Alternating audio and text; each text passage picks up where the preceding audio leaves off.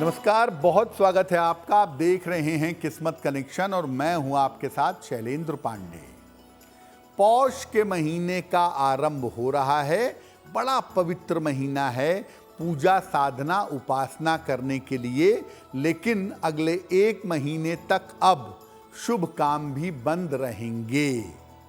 तो पौष महीने की महिमा क्या है, नियम क्या है, इन सब विषयों पर विस्तार से बात करेंगे। आज हम बात कर रहे हैं पौष के महीने की, जिसको पूस का महीना भी कहा जाता है। क्या है इसका महत्व? हिंदू पंचांग का 10वां महीना है पौष। चैत्र, वैशाख, ज्येष्ठ, आषाढ़, श्रावण, भाद्रपद, आश्विन, कार्तिक, मार्गशीर्ष और पौष। इस महीने में हेमंत ऋतु का प्रभाव होता है। हेमंत ऋतु मोटे तौर से पौष के आसपास आती है और इसीलिए इस महीने में ठंडक बहुत रहती है। इस महीने में सूर्य देव अपने विशेष प्रभाव में रहते हैं, विशेष शक्तियां प्रदान करते हैं धरती पर रहने वाले लोगों को। इस महीने में मुख्य रूप से सूर्य देव की उपासना करना सबसे ज्यादा फलदायी और सबसे ज्यादा मंगल कारक होता है। शास्त्र कहता है कि पौष के महीने में सूर्य 11,000 रश्मियों के साथ, 11,000 किरणों के साथ व्यक्ति को ऊर्जा और स्वास्थ्य प्रदान करता है। पौष मास में अगर सूर्य की नियमित उपासना की जाए तो आपका स्वास्थ्य बेहतर होगा और संपन्नता बढ़ी रहेगी। इस बार जो पौष का महीना है वो 16 दिसंबर से 13 जनवरी तक दिखाई दे रहा है। देखिए, पौष के महीने में सर्दी ज़्यादा होती है और इस समय हमें सूर्य के रोशनी की आवश्यकता भी ज़्यादा होती है।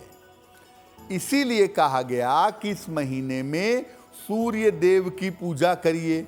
अब सूर्य देव की अगर आप पूजा करेंगे, उनको जल चढ़ाएंगे, उनके मंत्र का जप करेंगे तो आप सूर्य की रोशनी में रहेंगे ना, सूर्य की ऊर्जा आपको मिलेगी तो पूरे महीने और लंबे समय तक स्वस्थ बने रहेंगे। तो मेन सूर्य की पूजा का मामला इस महीने में ये है कि अगर आप सूर्य की पूजा करें तो आपके लिए बहुत सारी चीज़ें इस महीने में बेहतर हो जाएंगी। अब जैसा आपको पहले बताया कि इस महीने ज़्यादा कुछ नहीं करना है, आपको सूर्य देव के संपर्क में ज़्यादा से ज़्यादा बने रहना है। तो किस प्रकार आप पौष के महीने में सूर्य देव की उपासना करेंगे? रोज सुबह स्नान करके सूर्य भगवान को जल अर्पित करिए, सादा जल। तांबे के पात्र से रोज सुबह जल चढ़ाइए, घर से ले जाके। जल में रोली और लाल फूल दोनों होना चाहिए। इसके बाद जो सूर्य का मंत्र है, ओम आदित्याय नमः या ओम घृणिः सूर्याय नमः, या जो सूर्याष्टक का पाठ करते हैं, ये कंटिन्यूअसली करते रहिएगा। इस महीने नमक का सेवन आपको कम से कम करना चाहिए, क्योंकि नमक का सेवन करने से आपका स्वास्थ्य बिगड़ सकता है।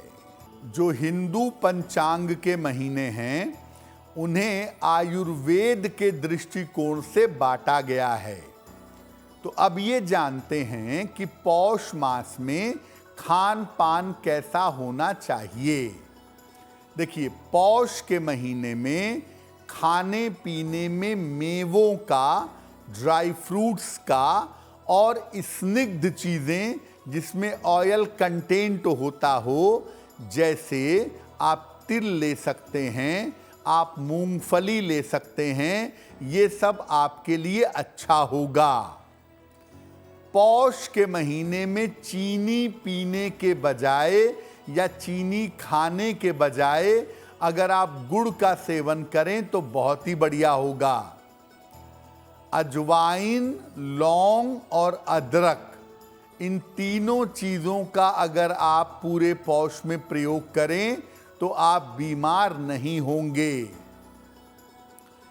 पौष के महीने में ठंडे पानी से मत नहाइए, ठंडे पानी का प्रयोग मत करिए, नहाने में गड़बड़ी मत करिए कि रात में नहा रहे हैं, और अत्यधिक खाइए मत ठूस ठूस के, क्योंकि अगर इन तीनों में से कोई भी काम आप करेंगे आपके लिए बहुत मुश्किल होगा। इस महीने में लोगों को लगता है कि सर्दी है तो खूब तेल में लगा हुआ, खूब छना हुआ भोजन खाते हैं, लेकिन मैं बता दूं कि पौष के महीने में बहुत ज़्यादा तेल घी का प्रयोग करना आपके स्वास्थ्य को खराब कर सकता है। देखिए, पौष महीने के बारे में दो बातें समझ लीजिए। पहली बात तो ये है कि पौष इसका नाम इसलिए है क्योंकि पौष महीने की पूर्णिमा को पुष्य नक्षत्र आता है, इसीलिए पौष के महीने को बड़ा मंगलकारी, बड़ा शुभ मानते हैं और पौष के महीने में पूजा साधना बहुत की जाती है। आप देखिए कि पौष का जो महीना है ये सर्दियों में पड़ रहा है। इस समय पूजा उपासना करना थोड़ा कठिन है, इसीलिए कहा गया कि सूर्य देव की उपासना करने से लाभ होगा। तो सूर्य देव की हम उपासना जरूर करेंगे पौष के महीने में। और अगर विवाह का कोई प्रपोजल वगैरह आ जाता है या कोई बात आगे आ जाती है तो उसको लगभग 14 जनवरी तक रोके रहेंगे, उसके बाद विवाह का निर्णय लेना बेहतर होगा। अगर आप मुझसे जुड़ करके अपनी समस्याओं का समाधान चाहते हैं और चाहते हैं कि आपकी समस्याओं को ज्योतिष के माध्यम से सुलझाया जाए तो आप हमसे संपर्क कर सकते हैं, जुड़ सकते हैं एस्ट्रो तक पर।